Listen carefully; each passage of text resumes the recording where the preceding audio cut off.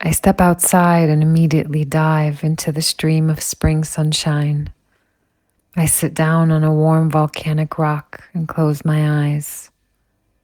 I listen to the waves of the wind rolling over me, trees whispering above my head, the croak of a raven drowning out the buzzing of a bumblebee, birds chirping, piercing through the merry ruckus of spring. I feel delicate rays of sun caressing my face and arms. Awash with gratitude, I remain perfectly still.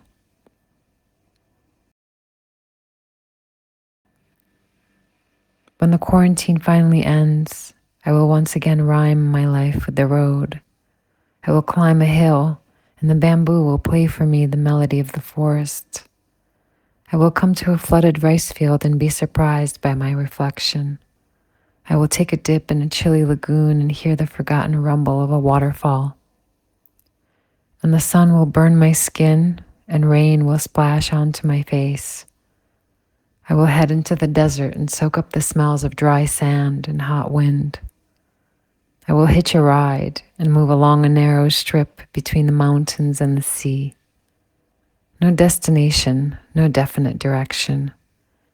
And traveling will once again become the meaning and the rhythm of my life.